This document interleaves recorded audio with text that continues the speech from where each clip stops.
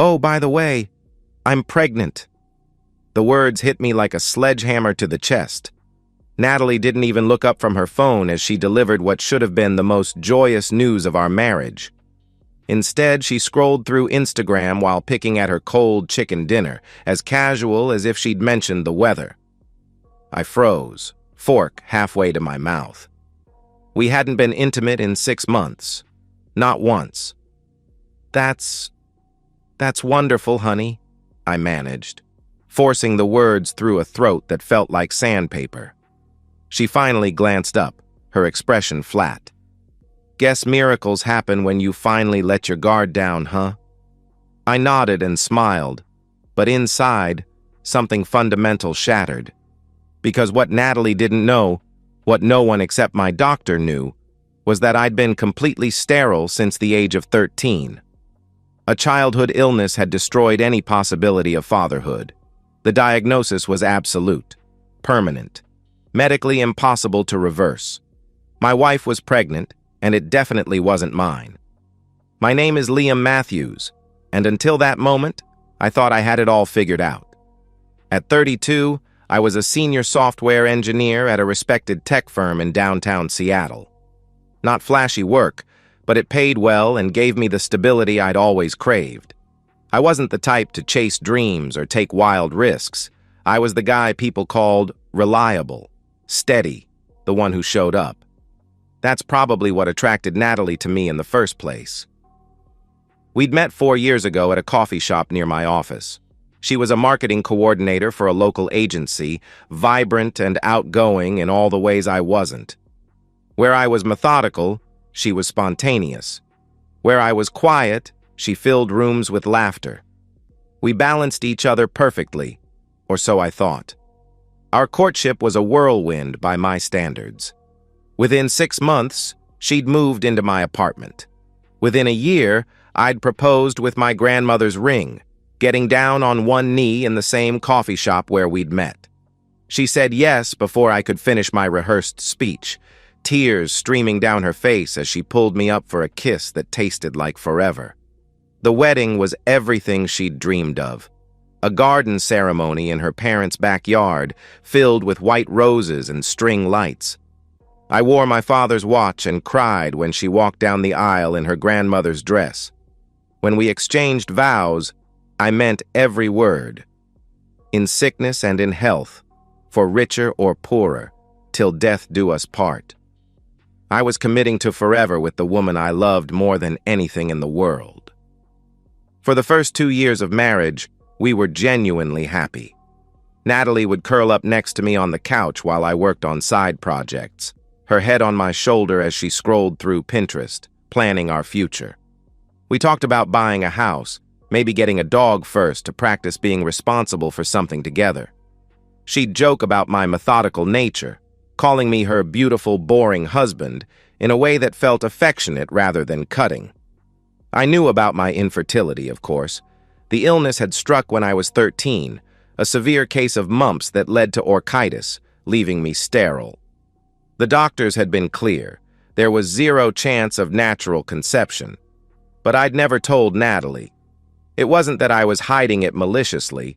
The topic just never came up naturally in our early relationship, and by the time it might have mattered, we were so happy that bringing up such a devastating piece of my past felt like it would only cast a shadow over our joy. I always planned to tell her. When we started seriously trying for kids, I would have come clean and we could have explored adoption or other options together. But we weren't there yet. We were still in the phase of talking about someday and when we're ready. My best friend Eric knew, though. He'd been there during my illness, visiting me in the hospital when we were both awkward teenagers. Eric Thornton had been my closest friend since childhood, the brother I'd never had. Where I was reserved, he was charming. Where I was cautious, he was bold. He worked in sales for a medical device company and had the kind of easy confidence that made everyone want to be around him. Eric had been my best man at the wedding.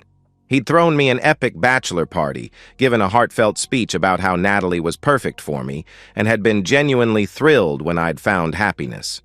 His own marriage to Jessica was solid. They had 2 young kids and seemed genuinely content with their suburban life. Or at least, that's what I'd believed until 6 months ago. The changes in Natalie started subtly, like a slowly leaking tire that you don't notice until it's completely flat. At first, I attributed her shifting mood to work stress. Her agency had landed a big client, and she was putting in longer hours, coming home exhausted and irritable. But then the comments started. "You know, Brad from accounting got promoted again," she'd say over dinner, not quite looking at me. "He's only been there 2 years. Isn't it funny how some people just go after what they want?" I'd nod and make supportive noises, figuring she was just venting about office politics. But the comments kept coming, each one with a little more edge. "I saw Sarah's husband bought her that convertible she wanted. Must be nice to be married to someone with ambition." "Jennifer's husband started his own consulting firm. Took a risk, you know. Some people aren't afraid to bet on themselves." Each comment felt like a small paper cut, insignificant alone, but they started to add up. I tried to address it directly a few times, asking if everything was okay, if she was unhappy with our life together. She'd always deflect, saying she was just tired or stressed, and I'd let it drop because confrontation had never been my strong suit. The physical distance started around the same time. She'd turn away when I tried to kiss her goodbye in the morning. When I reached for her hand during movies, she'd find a reason to get up and grab something from the kitchen. Our conversations became perfunctory exchanges about schedules and household tasks. The real warning sign should have been her phone. Natalie had never been secretive about her devices before. We'd even shared passwords for convenience. But suddenly her phone was always face down, always locked, always just out of reach. When notifications came in during dinner, she'd glance at them with a look I couldn't quite identify. Not guilt, exactly, but something close to it. "New work thing," she'd explain when I asked about the late-night texting. "You know how crazy things have been?" I wanted to believe her. God, how desperately I wanted to believe her. The final straw before the pregnancy announcement came 3 weeks earlier. I'd surprised her by coming home early from work with takeout from her favorite Thai place, thinking we could have a nice dinner together and maybe talk through whatever was bothering her. I found her in our bedroom, sitting on the edge of our bed, phone pressed to her ear. She was laughing, really laughing, the way she used to laugh with me, and her whole face was lit up in a way I hadn't seen in months. "No, you're terrible," she was saying, her voice warm and playful. "You can't just say things like that and expect me to—" "What?" She paused, listening, then laughed again. "You know exactly what you're doing." When she saw me in the doorway, the light in her eyes died instantly.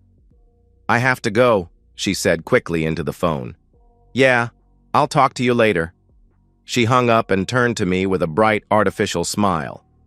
"Hey, honey, you're home early."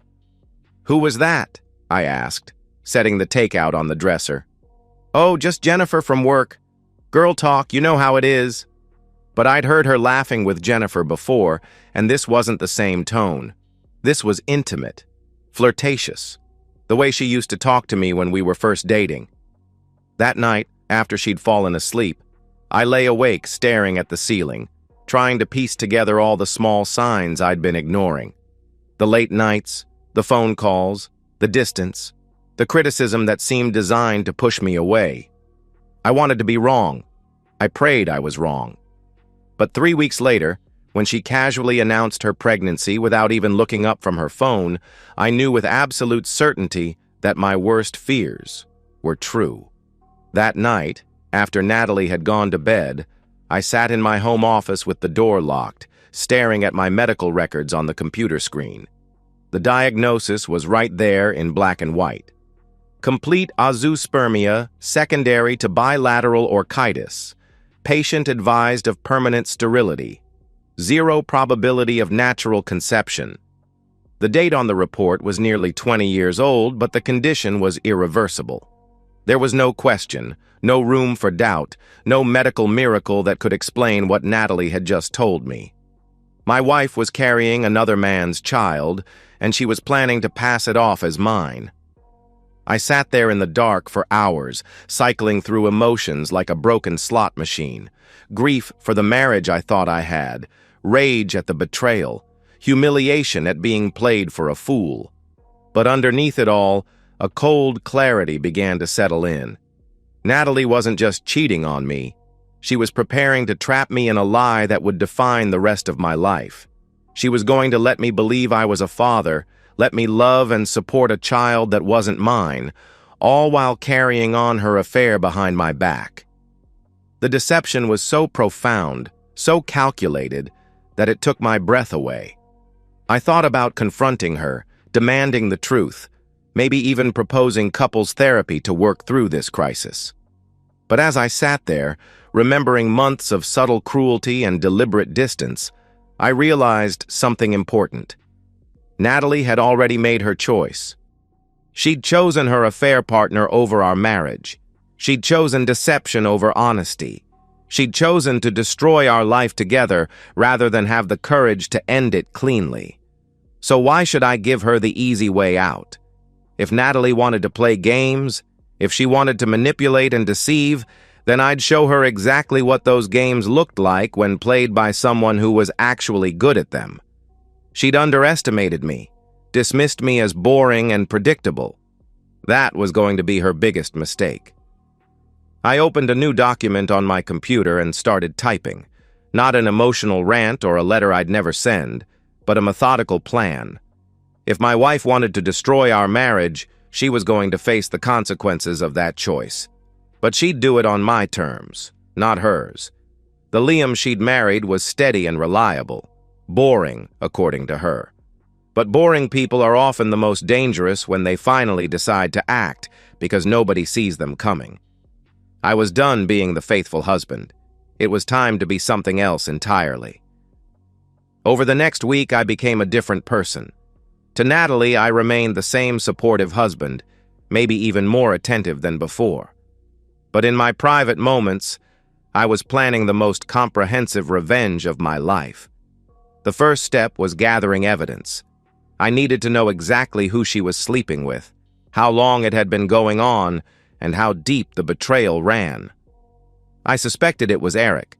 The timing of his recent increased presence in our social circle, combined with Natalie's new interest in work events that seemed to coincide with his business trips, painted a clear picture. But I needed proof. I started with our shared iCloud account. Natalie had never been particularly tech-savvy, and she'd never bothered to create separate accounts for our devices. Within an hour of careful searching, I had access to her complete message history, photo backups, and location data going back months. What I found was worse than I'd imagined. The affair had been going on for 4 months. It had started as flirtatious texting after a group dinner where I'd had to leave early for a work emergency. Eric had messaged her the next day, ostensibly to check if I'd gotten my work situation resolved, but the conversation had quickly turned personal. The messages were painful to read. Eric was everything Natalie apparently wanted, and I wasn't. Spontaneous, exciting, willing to take risks. Their text conversations were filled with inside jokes, stolen moments, and increasingly explicit content. Photos I'd never seen of my wife in lingerie I'd never seen her wear. Plans for meetups when I was at work or traveling. But the worst part was reading Natalie's complaints about me. How I was safe to the point of being boring. How she felt trapped in a life that's going nowhere. How Eric made her feel alive again in a way Liam never could. The location data confirmed what the messages suggested. Regular meetings at a boutique hotel downtown, always on days when I was working late or traveling for business. They'd been careful to avoid places where they might be recognized, but not careful enough to think about digital footprints. Armed with this information, I hired a private investigator. Marcus Webb was a former police detective who specialized in matrimonial cases. I paid him in cash and gave him everything I'd gathered, asking him to document their affair with photo and video evidence that would hold up in court. While Marcus worked on surveillance, I made an appointment with my doctor under the pretense of a routine checkup. I needed updated medical documentation of my sterility, complete with official letterhead and recent test results. Dr. Harrison was puzzled by my request for such comprehensive fertility testing, but he complied when I explained that my wife and I were thinking about starting a family and wanted to be thorough. The results were exactly what I expected: complete sterility, medically impossible to father children. Dr. Harrison offered his sympathies and started discussing adoption options, but I cut him off. I had everything I needed. The final piece was legal preparation. I consulted with a divorce attorney, Catherine Morrison, who specialized in high-conflict cases. I explained the situation in clinical detail, providing her with copies of all my evidence. She was impressed by the thoroughness of my documentation and assured me that I had an ironclad case for fault-based divorce. "Your wife's infidelity is well documented," she said, reviewing the materials. "Combined with the pregnancy fraud, you'll have significant leverage in settlement negotiations. Washington is a no-fault state, but adultery can still impact asset division, especially when there's evidence of deception regarding paternity." We prepared divorce papers that would hit Natalie like a nuclear bomb. Full asset protection for me, including our home and retirement accounts, a claim for emotional damages, and most importantly, a complete disavowal of paternity for the child she was carrying. But I wasn't planning to serve her quietly in some lawyer's office. I had something much more devastating in mind. The key was timing. I needed to wait until the pregnancy was far enough along that Natalie would be fully committed to the lie, but not so far that she could claim I'd accepted paternity by waiting too long. I also needed Eric to be completely invested in their relationship, maybe even planning to leave his own wife. Marcus's surveillance reports were providing exactly the ammunition I needed. Photos of them entering and leaving hotels, video of them kissing in his car outside her office, documentation of a relationship that was clearly serious, not just a fling, but the most damning evidence came from a piece of luck I couldn't have planned for. During one of their hotel meetings, Natalie had apparently had some pregnancy-related morning sickness.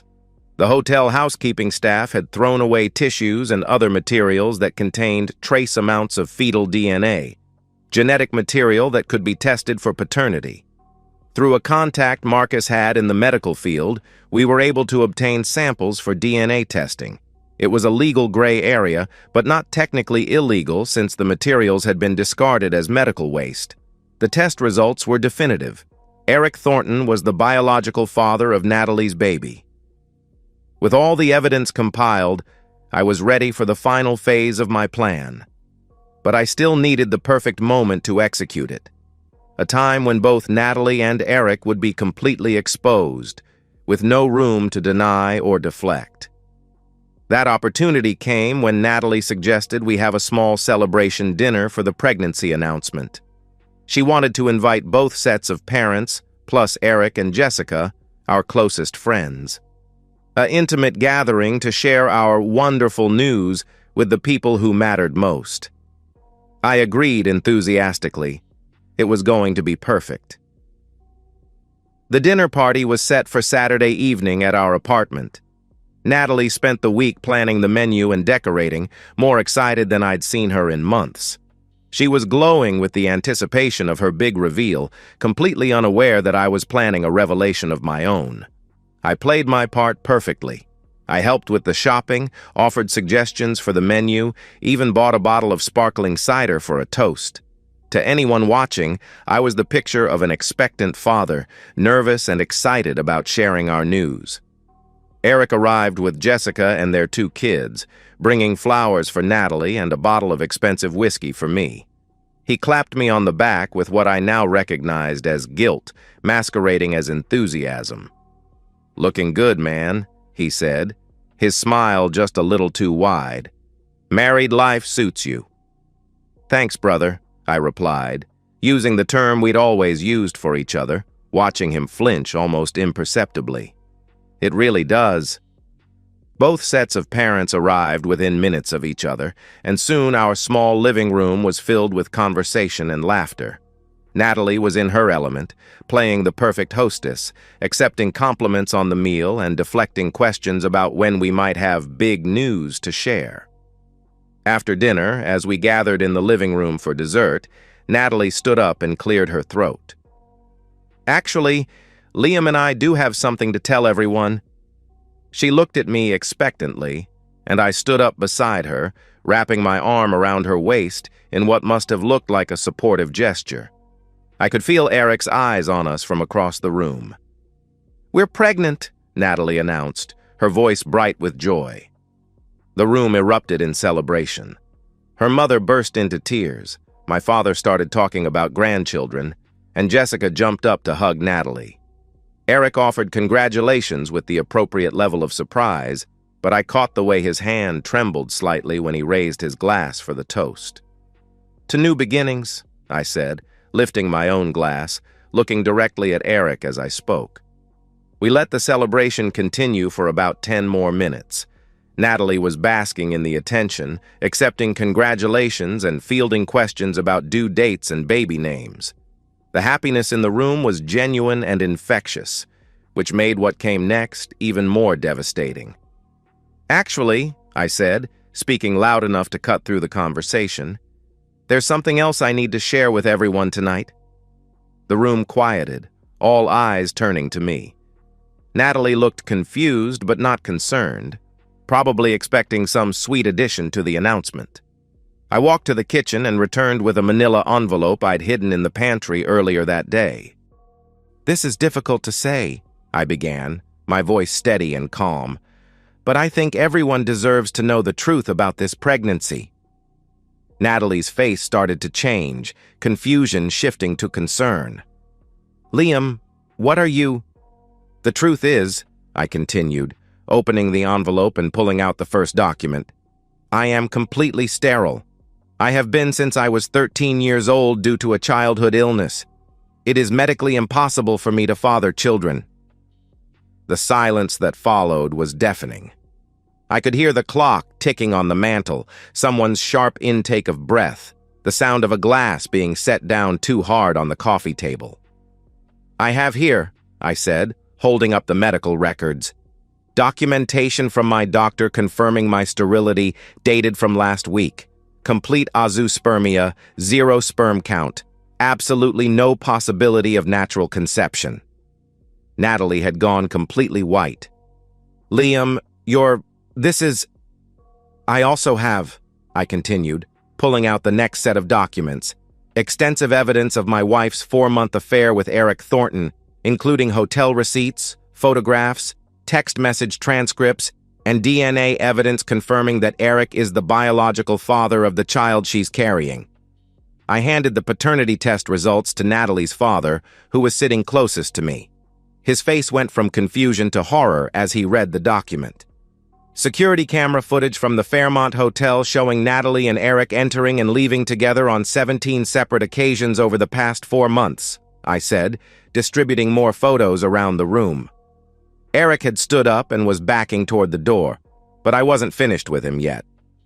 "And finally," I said, pulling out the last document, "divorce papers, already filed with the court, including a complete disavowal of paternity and a request for asset protection based on adultery and fraud." The room exploded into chaos. Natalie's mother was crying, demanding to know if this was some kind of sick joke. My father was staring at the DNA results in disbelief. Jessica was looking between Eric and the door like she was planning her own escape route. But I wasn't done yet. "Eric," I said, my voice cutting through the noise, "I need you to know that as the biological father, you're now legally responsible for child support. I've made sure the court has all the documentation they need to establish paternity." He finally found his voice.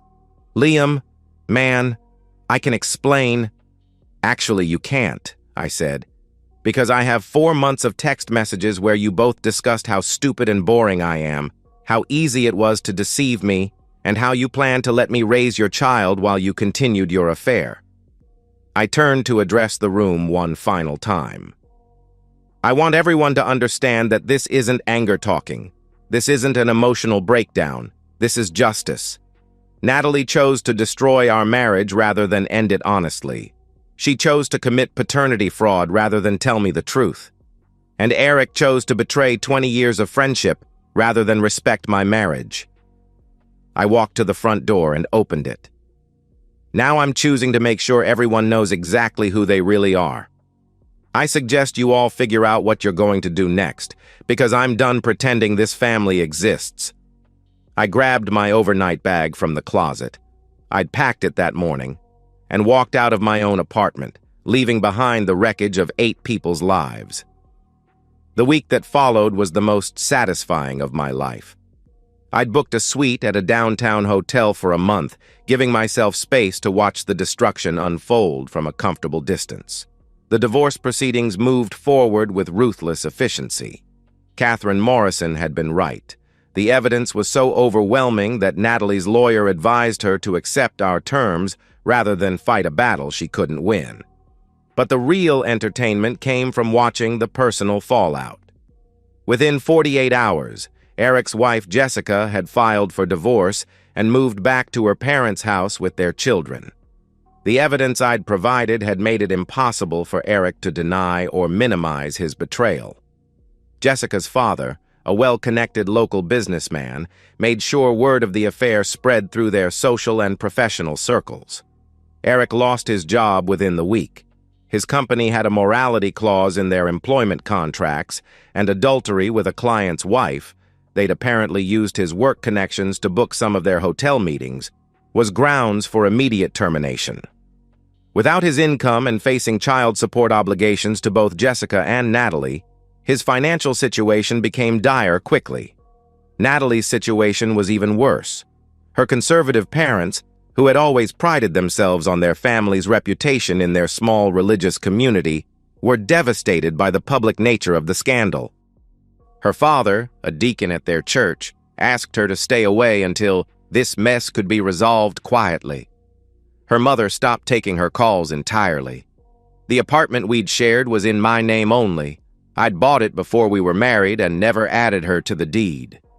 She had 30 days to find new housing, and with her income as a marketing coordinator, finding a place she could afford on her own while pregnant was proving nearly impossible. But the coup de grace came 2 weeks after the dinner party disaster. Eric, desperate to salvage something from his ruined life, had apparently decided that his best option was to step up and play the devoted father-to-be. He left Jessica and moved in with Natalie, promising to support her and the baby. It lasted exactly 6 days. Natalie, it turned out, wasn't interested in trading one boring relationship for another that came with financial instability and social exile. When Eric couldn't find a new job immediately, when the bills started piling up, when she realized that being with him meant accepting responsibility for his children's lives too, the romance died quickly. She kicked him out on a Thursday morning. I know because Marcus, my private investigator, was still monitoring the situation to ensure I had documentation for the divorce proceedings. His report included photos of Eric loading his possessions into his car while Natalie screamed at him from the apartment doorway. By the end of the month, both Eric and Natalie were living separately in different low-rent apartments across town. Eric was working part-time at a call center, trying to scrape together enough money for child support payments to Jessica while helping Natalie with pregnancy expenses.